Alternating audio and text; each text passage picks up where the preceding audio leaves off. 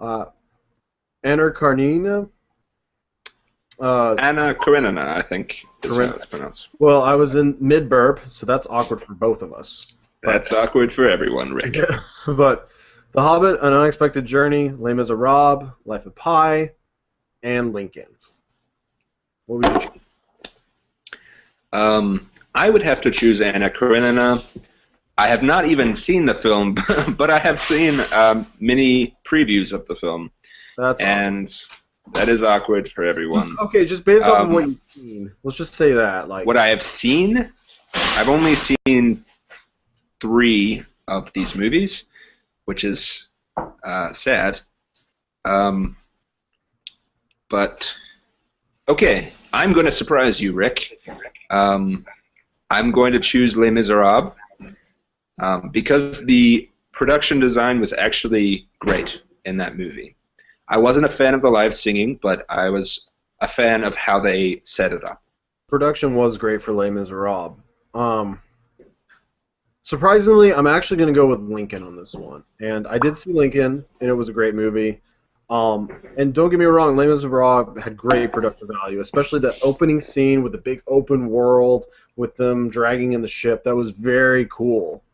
But I felt like Lincoln, they had more subtle things with Lincoln. Like they had the atmosphere. They talked about they went into depth with the other characters and the production with it. They basically made Washington D.C. as it would have appeared, back when Lincoln was president. So I thought that was impressive. So I will actually give this to Lincoln. Yeah. Okay.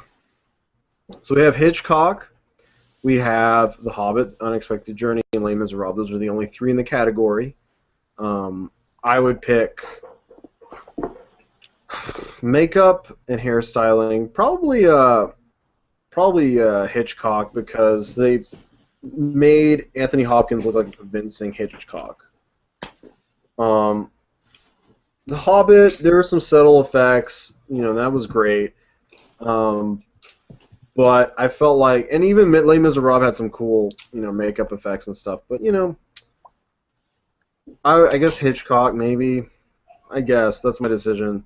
I've seen the previews of Hitchcock. I have not seen the actual film. It's okay. Good. It's good. But they made Anthony Hopkins look like Hitchcock, so whoever did that did a great job. Honestly, I do not have a strong opinion about makeup and hairstyling for any of these movies, even though I've only seen 2 of the 3. I'll just go with yours, Hitchcock. Anthony Hopkins definitely looked like Hitchcock, and yeah. Yeah. Music and original score. Now there's Anna Karenina, Argo, Life of Pi, Lincoln, and Skyfall. For music original score, I'll go with Lincoln again. It's a safe bet. Sorry to all those that thought I would say something else. Guess what? Sorry, it didn't work out this time. But maybe next time. Yeah. What would you say? I will have to go with Life of Pi, Michael Dana. That is one of the best, I think, of this year's nominees.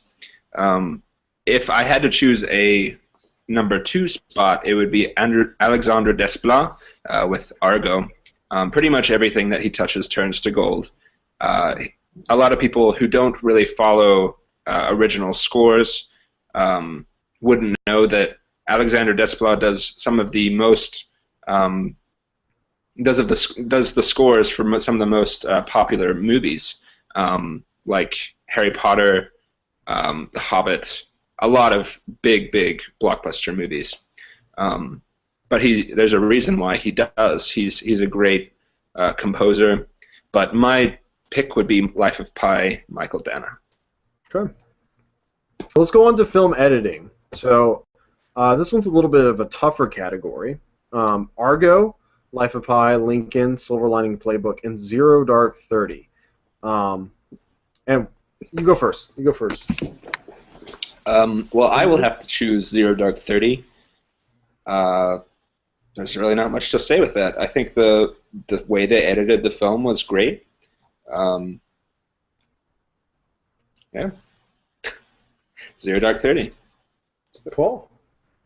Actually, I'm going to take a different route and say the best editing for me was Silver Lining Playbook. And the main reason why is that it's almost like the director told the editor to just literally be bipolar when editing this film, which was really interesting because it made a lot of the cinematography shots look like, they'd be at a really high pace when the main character, who's Bradley Cooper, was at a high energy state as a bipolar person. So that was really cool, and I really enjoyed that. Yeah. So I'm going to give it the Silver Lining Playbook. I thought Argo had a lot of suspense in their editing, which is great. I thought Life of Pi had some great editing, especially with the 3D effects, which goes a little bit into the visual effects that I had said before, which is why I gave it to visual effects. I think those two teams worked beautifully, but I really felt like Silver Lining Playbook had a great editing staff. Lincoln was just, a documentary-esque style, biopic, pretty cut and dry. In Zero Dark 30, I felt like there were some things that could have been cut. I felt like it was a little long, so that's why it was a great movie. Don't get me wrong. It's just I felt like Silver Lining Playbook for that category won it for me. So, anyways, cinematography, costume design, and directing are the next three categories, and then we'll finally be getting into the big ones. So let's obviously go with cinematography. We have Anna Karenina, Django Unchained, Life of Pi, Lincoln, Skyfall. Now, for cinematography, this is a harder decision to make. But what would you say, H? What would you say was the best cinematic movie in terms of visual, direction for the visual eye candy? Which had the most eye candy? I will have to say Life of Pi had the most eye candy. It, even though most of the film was green screen CGI, I think that the way that they directed that, the way they filmed that was just, it was the best out of these nominees. Then again, I have not seen Anna Karenina.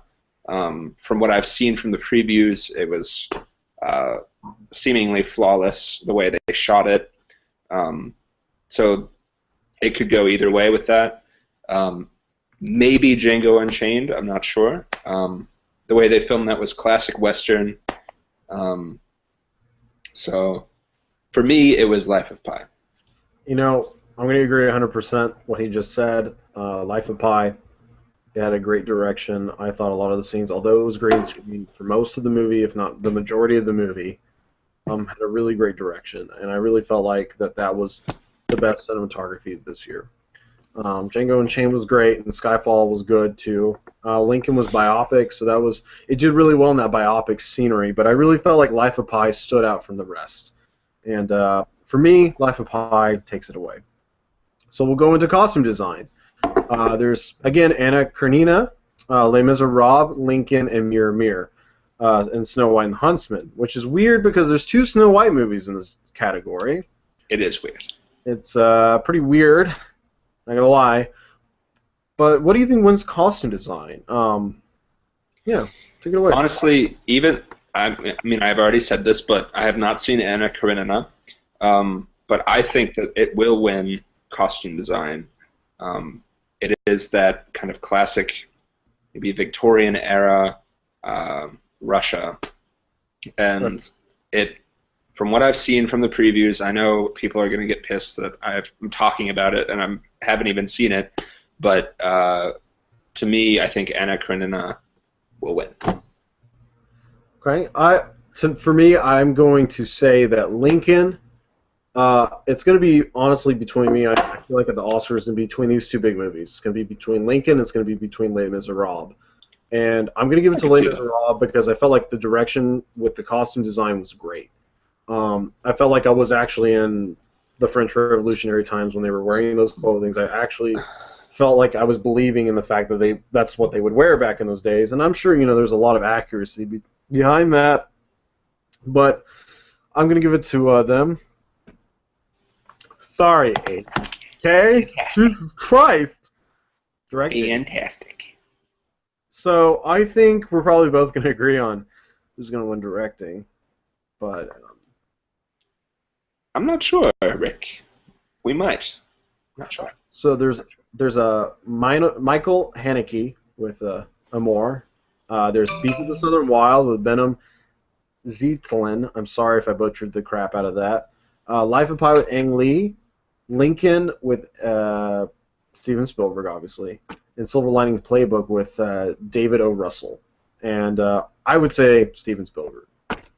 Uh, I wish Zero Dark 30 had Bigelow in it, but it didn't. And I would give it to her, honestly. I felt like Steven Spielberg had a safe film, and this was definitely Oscar bait. And that's how I feel about Lincoln. But honestly, he was the best one here. So I mean, what are your thoughts? I have to agree with you 100%. Catherine Bigelow, I don't know why the Oscars snubbed her from the directing category, but I know that Rick had mentioned to me earlier that it was potentially political because of the nature of her film. But yeah, Catherine Bigelow should have gotten nominated, and I would have agreed wholeheartedly. She should have won it. But from what we have to work with right here, the fact is Steven Spielberg has won before. He's kind of an elite in this industry, and everyone wants to see the underdog win. So I would like to see someone who has not won win this directing category. I would actually like to see Daniel win, the guy that directed Silver Lining Playbook. Yes, David O. Russell. That would be an awesome surprise, and I would be totally okay with that. I love seeing fresh blood, and I feel like I'm taking this from the Oscar perspective. I'm sorry, I'm pouring myself a drink. Yeah. It's not called drunk movie reviews for nothing. We're actually getting drunk. No, we're actually in the process of getting wasted. And I look like a plantation owner, if you haven't noticed. Yeah, and I'm a king, apparently. Screwdriver me. Wow. But yeah, I'd love to see some new blood. And that's how I feel about it. But anyways, I'm going to take a different approach, and we're going to go off of the animated feature films before we start going into the actresses and supporting actresses and all that. So the best feature film, there was Brave, Frankenweenie, Paranorman, the Pirates, Band of Misfits, and Wreck-It Ralph. Now, taken off of this, I actually did. This is a distinct situation because this was the year I really did not see a lot of these films. I did finally stumble upon Frankenweenie, and it was very good, surprisingly. I did not see Pirates. I did not see Paranorman. I did not see Brave. And I did see Wreck-It Ralph in theaters. And so if I had to say it, I would say Wreck-It Ralph because I am a gamer. And I really felt like the film overall was great. It was a great package. And the animation, honestly, was amazing. I felt like there were some awkward parts in it, especially the scene. And everybody knows that scene with the Rihanna song in it. That killed some of the mood for me, but I felt like even Frankenweenie dragged a bit. So again, I give it to Wreck-It Ralph. It had a lot of heart. It had a lot of that Pixar-esque feel, which I miss almost because. What's strange is that I was told otherwise that Brave was one of the movies you should probably miss because it was a very fun movie and the ending was very. It drags on in the middle. So again, I know H had actually seen Brave. Did you see Wreck-It Ralph too? You saw Wreck-It Ralph, right? I have seen both of those movies. I have not seen any of the other three. So between Brave and Wreck-It Ralph, for me, Brave definitely had the kind of cinematography. It had like these illustrious scenes of Scotland and the castles of Scotland, and that was great. So between Wreck-It Ralph and Brave, I would have to say that Brave is going to win it, only because of the lightheartedness of the film and the wonderful CGI that it had. Yeah. It took a lot of talent to create that film. But a film that I would recommend seeing would be Wreck-It Ralph over Brave, because Wreck-It Ralph has a lot of different qualities to it. It has comedy, it has heart, it has a lot of different. Then why not say Wreck-It Ralph versus Brave? Although Brave has the technicality that Wreck-It Ralph obviously does not have because it is Pixar. Yeah. But it does have a lot of heart. It does have a lot of comedy. I mean, what's your opinion about that? Yeah, it's I don't know. It's basically what I'm saying is Brave, I think, will win. Not because I particularly think it should win, but I think that the Academy will favor Brave over Wreck-It Ralph because of the like amazing CGI that was involved in it. But Wreck-It Ralph is definitely a more enjoyable film for me, even though I love Scotland and such. Just for the record, I'm not sure why Canada is in a foreign language film category. Because Unless it's French Canadian, I'm think it's pretty French. sure it's not. Yeah.